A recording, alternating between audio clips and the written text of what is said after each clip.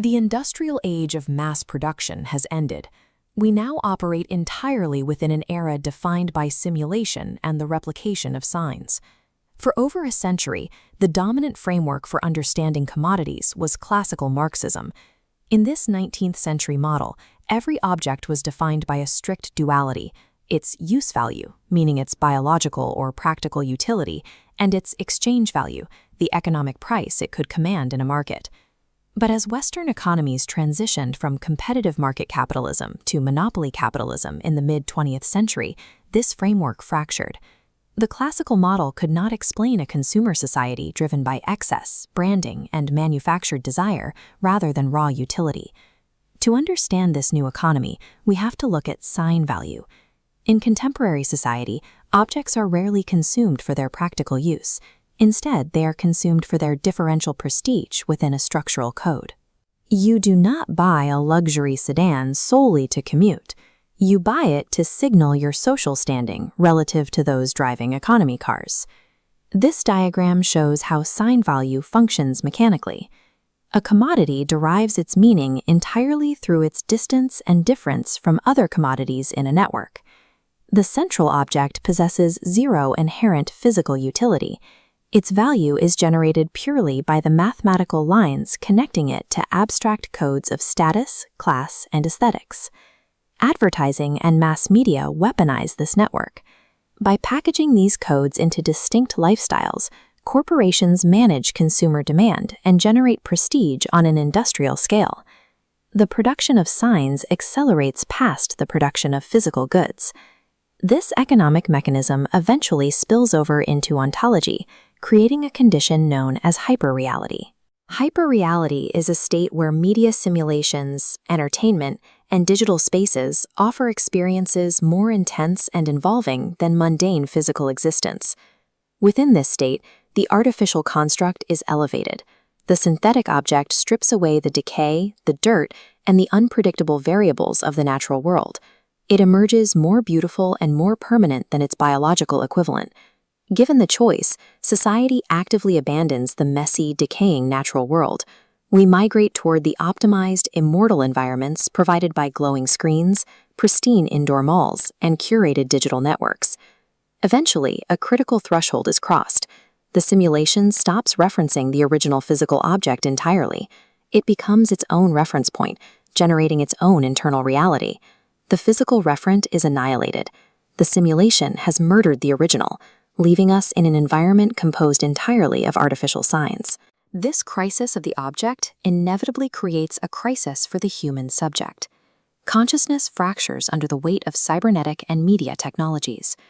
The French sociologist and philosopher Jean Baudrillard dedicated his career to mapping this specific collapse, positioning himself against centuries of established Western philosophy. The traditional Cartesian assumption held that the human mind was a sovereign, active agent, capable of observing and mastering the objects around it. Baudrillard observed the exact inverse. The human subject is now entirely dominated by the object. He defined this modern psychological condition as the ecstasy of communication, a state characterized by an inescapable proximity to instantaneous images and data. In this state, the individual loses all critical distance. The subject is reduced to a pure screen, a passive, highly permeable surface that simply receives and absorbs the constant influx of external networks. This produces a severe paradox. We are exposed to an unrelenting excrescence of data, yet this hyper-availability of messaging results in total social apathy. An increase in information does not yield a corresponding increase in understanding. Instead, the sheer volume of competing codes dissolves structural meaning into static. Physical, ideological struggle, like the May 1968 student and worker strikes in Paris, has dissolved. The public no longer organizes to demand systemic revolution or participate in consensus building. The masses now seek only spectacle. The active human subject has been defeated. We have surrendered our agency to the hypnotic, terrifying sovereignty of the media apparatus. To ground this theory of simulation, Baudrillard pointed to a fable by Jorge Luis Borges, detailing an ancient empire obsessed with the science of cartography. In the fable, the empire's cartographers draft a map so exact, so uncompromising in its detail, It covers the physical territory on a one-to-one scale. As the empire eventually collapses, the citizens forget the land beneath their feet. The physical earth rots away beneath the paper, leaving only the fraying, decaying map blowing in the wind. Baudrillard uses this allegory to define the procession of simulacra. The procession of simulacra is the condition where the map, meaning the code, the model, and the media, now precedes and dictates the territory. Reality no longer generates the model generates reality. During the 1991 Gulf War, global audiences experienced the conflict as a sanitized sequence of guided missile feeds, radar graphics, and curated press briefings. The media simulations superseded the physical, geopolitical violence on the ground. Baudrillard labeled this absolute destruction of the real, the perfect crime. Technological rationality aggressively virtualizes our environment to eliminate the friction, decay, and imperfections of human life. By eliminating those physical imperfections, it eliminates reality itself. We no longer experience the physical world. We inhabit the rotting paper of the map. We live in the desert of the real. The primary engine of this simulation is carried in our pockets. Every form of human output is consumed through a singular, flattening apparatus. This apparatus forces a condition of implosion. Previously distinct structural boundaries in society, the economy, political discourse, high art, and human sexuality, collapse into one another, losing all specific definition. This collapse results in a trans-aesthetic flatland. Because everything is heavily stylized and universally available, the criteria we rely on to judge value, truth, or meaning disintegrate into a morass of indifference. Within the digital feed, a report on a global humanitarian tragedy is placed directly adjacent to an advertisement for athletic shoes.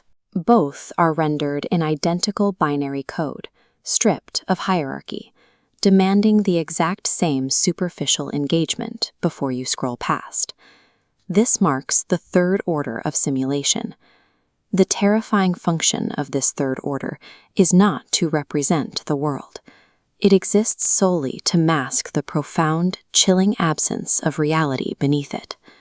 There is no returning to a pristine, pre-modern state. You cannot dig through the screen to unearth an untouched, authentic reality. The original is gone. Faced with this irreversibility, Baudrillard proposed a fatal strategy. We must abandon the illusion that we can master this system. Instead, we must accept the supremacy of the object and submit to the ruses of the simulation. The simulation is sovereign. The synthetic construct will outlast us all, its light never fading, completely immune to death, because it was never truly alive.